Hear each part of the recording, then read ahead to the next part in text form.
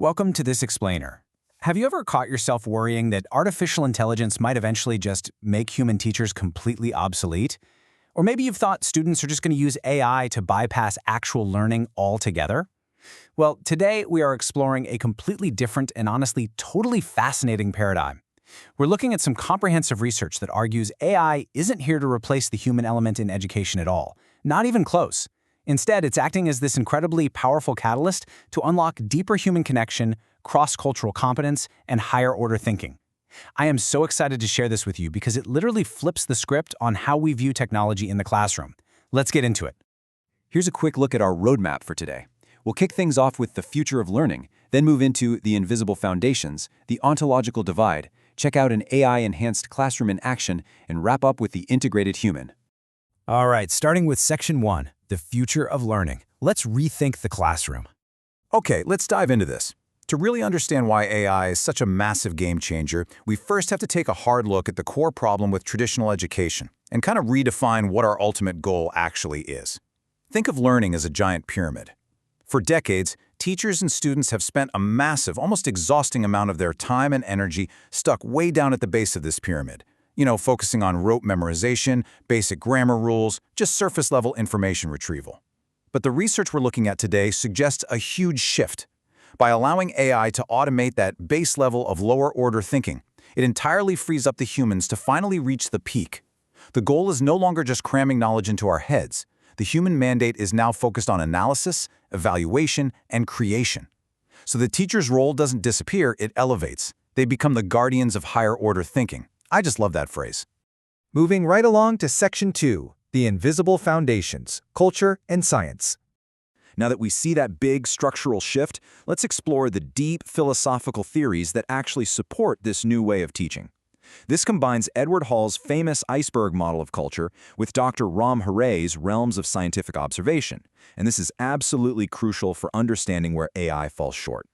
AI is phenomenal at navigating Realm 1. That's the surface culture, the things we can easily observe with our ordinary senses, like language and behavior.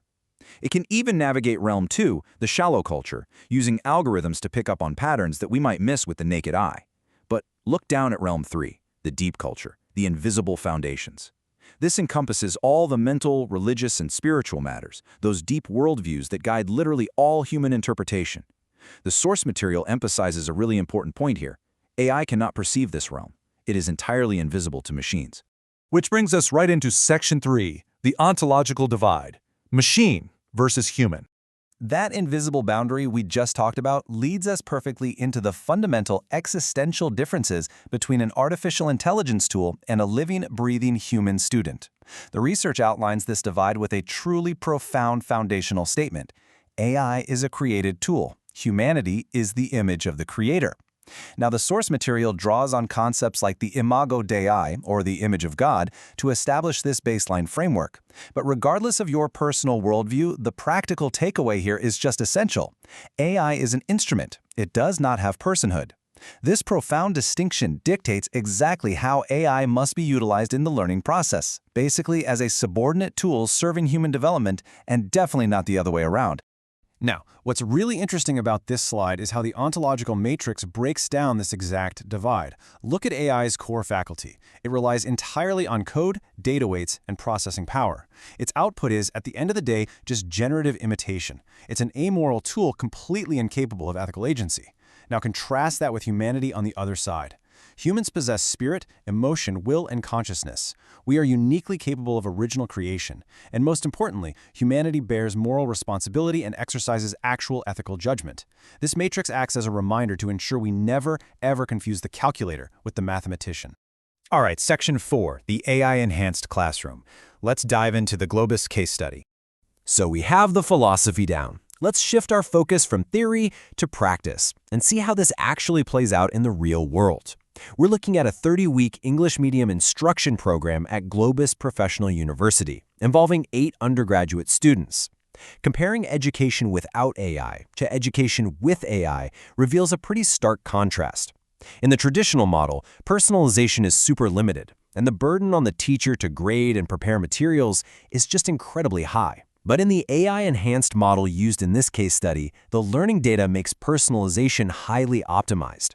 Because all those base-level assessments, like checking basic grammar and syntax, were offloaded to the AI, the teacher's burden was significantly reduced. And what happened to the students? Well, with the rote tasks handled, they experienced a statistically significant jump in conversational fluency. The humans were finally freed up to focus on active listening and genuine empathetic dialogue. Let's break down the mechanics of exactly how they achieved this. This was the weekly iterative learning loop for the students. First, they watched English Central videos. Second, and I think this is a brilliant analog step, they handwritten a 200-word draft on physical paper.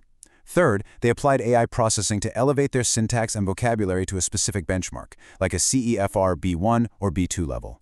And finally, they prepared for a group presentation.